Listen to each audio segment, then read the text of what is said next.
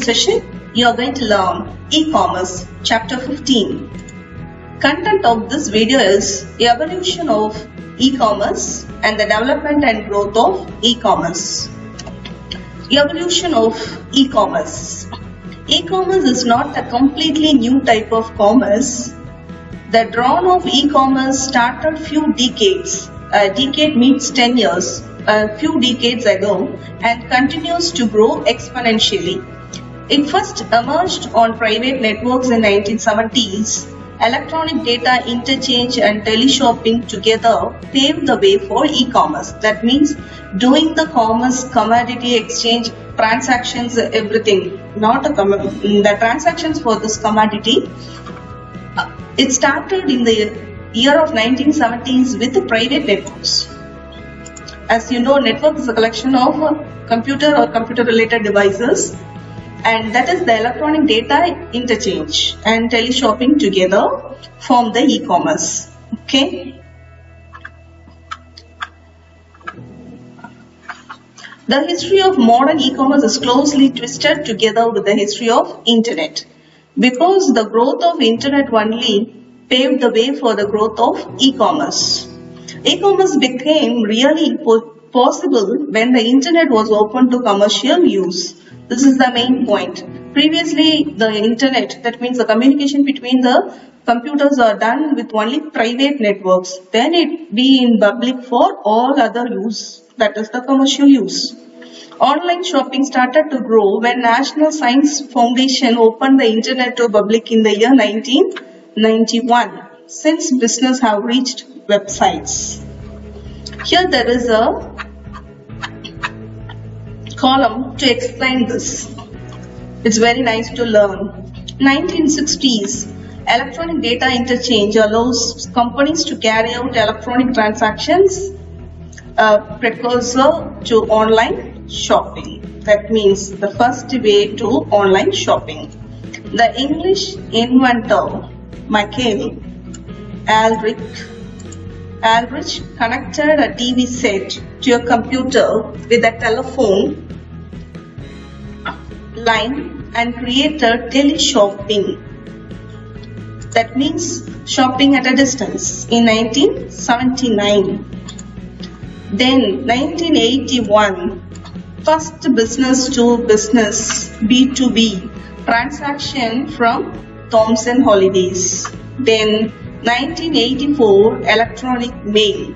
So this paved the way for the users to purchase items directly in 110 online merchants. Then in 91, National Science Foundation allows the internet to be used for commercial purpose. Then online retailer Netmarket makes the first rescue retail transaction on the web in the year 1994 August. In 94 October, Joe McCamley ran the first ever online banner ad. It went live on Hardwire.com and promoted 7 art museum. Then in July 95, Amazon sold its first item, a science textbook, through online. Then in September, eBay sold its first item, a broken laser pointer. Then the first online shop, Zabbaz, in the year 1919. In 2005, social commerce, that the introduction of or the upcoming of social media is born thanks to networks like Facebook to have a social commerce, that is the e-commerce. Then Groupon is launched in 2008. In 2009, India's first e-commerce sale is 3.9 billion American dollar. See, in 2009, India was full-fledged of online shopping and e-commerce. With mobile commerce, it is expected to hike to 65% up and will be $850 billion. But now we are in 2020. As of pandemic, now the e-commerce business is more than what they expected, because everything is done through online today. So this is the way how the e-commerce evolved from 1960s to 2018 as per now. Then what is the development and growth? So the development and growth have different business strategies for success. So there is three. Here it is 1995 to 2004. In 1995, read-only web, text catalogs, forms, search, pictures, flash. These things are available in the internet. So the first wave of electronic commerce, dot-com companies of first wave are mostly American companies. So the first wave was done with American companies, so that websites are only in English language. Dot-com bubble had attracted huge investment to first wave companies. So what is dot-com bubble? You must know this. The dot-com bubble was a historic excessive growth of economy that occurred roughly between 1995 to 2000. That is dot-com bubble. It was also a period of extreme growth in the usage of adoption of internet. So that timing, all the traders tried to adapt to the electronic commerce methodology. In the late 95, there was a tremendous development in US equity investments in internet-based companies. So as we know, the investment based on these companies improved. And the composite index of US stock market rises from 1000 to 5000 points.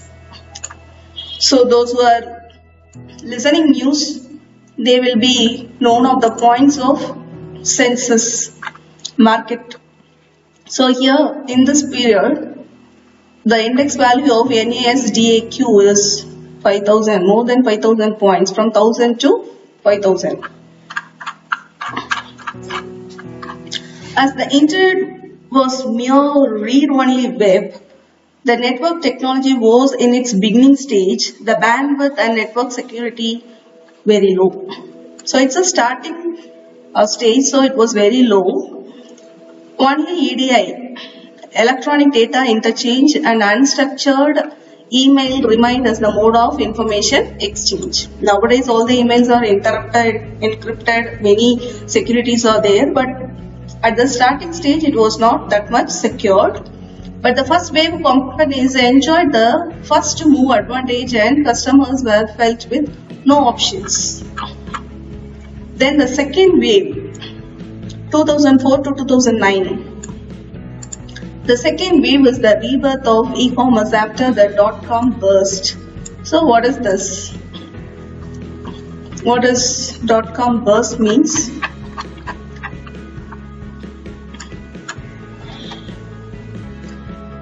As we know, dot-com bubble is the hike in the investment of internet-based companies. Here, NASDAQ composite stock market index fell from 5000 to 1000. It is in reverse. This is infamously known as a dot-com crash. So the dot-com burst or the crash, this began on March 11, 2000 and lasted until October 9, 2002. During the crash, thousands of online shopping companies like Pets.com failed, shut down.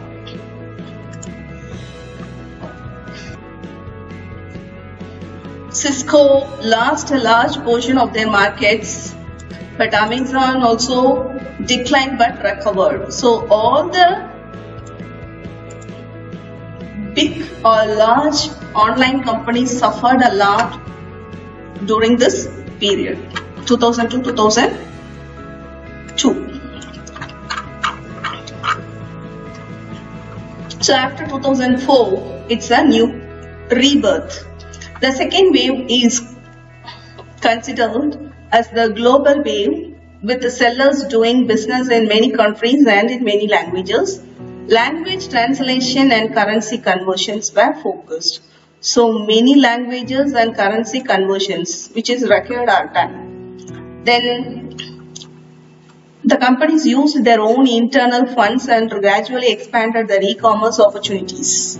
As a result, e-commerce growth has slow and steady. It was slow, but even though it is very steady. Rapid development of network technologies and interactive web offered the consumers more choices of buying. That is the interactive web. First it was read only, now it becomes interactive. The increased web users nourished e-commerce companies during the second wave. That means the internet is now read and write, social commerce, blog, wikis. So many improvements are there in the internet. Then third wave. The third wave is brought on by the mobile technology. Because of the improvement in the mobile technology, all are going to use nowadays. All are having smartphone, button phone. That the default set has become out of fashion. It connects users for real-time and on-demand transaction via mobile technology. So previously we have to go for a browsing center. We need a computer to browse for anything. But now we are having a technology which is in our palm, which is in our hand to browse and communicate with anyone. The term Web 3.0 summarizes the various characteristics of future internet. Future internet with include artificial intelligence and semantic web.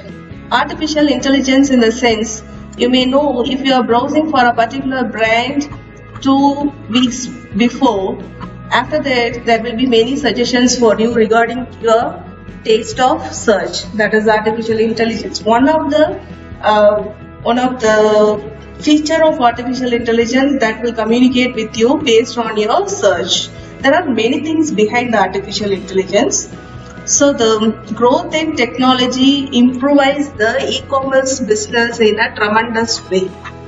So this is the development and growth of e-commerce. So you have learned two things. One is the evaluation, what is the beginning or how it started, and what are the growth and development up to now in e-commerce. That's all for this session, children. Thank you. Have a good day.